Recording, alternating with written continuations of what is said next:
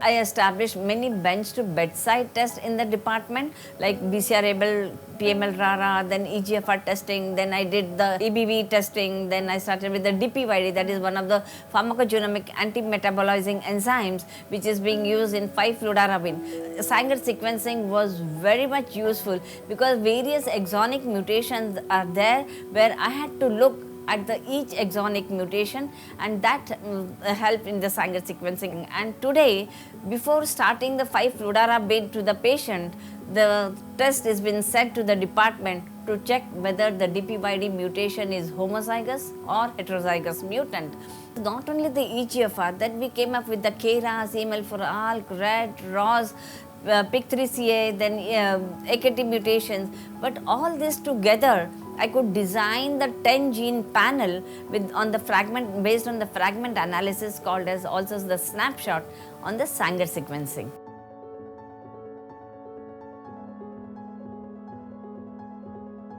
Single gene PCR, like for the digital PCR, where you can have a single gene marker and you can monitor it. Where on NGS you cannot monitor the disease. The rare mutations, then again we have to go back on the Sanger. We need to validate that whether really it's a true mutation, and if it is a true mutation, we have to come back to the qPCR or the digital PCR. What is the copy number of that mutation present? So actually I can say they are complementary to each other.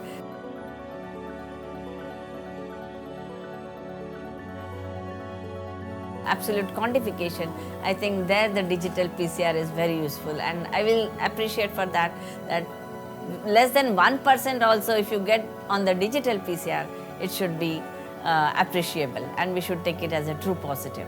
This paradigm shift from chemotherapy to personalized medicine, earlier it was one size fits all, but it is not that, it is one size fits one. As a custom made tailor panel you have to design, and that is why the precision medicine is becoming more and more popular.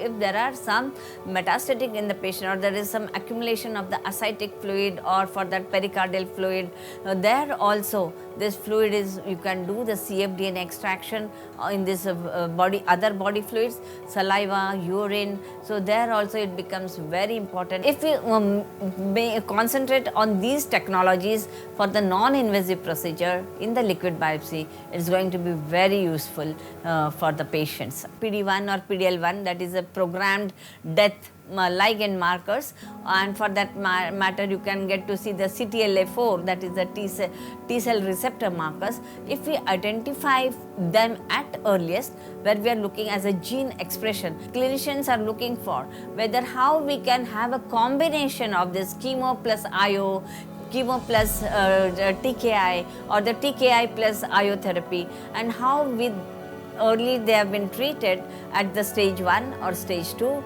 and along with that how we can reduce the toxicity.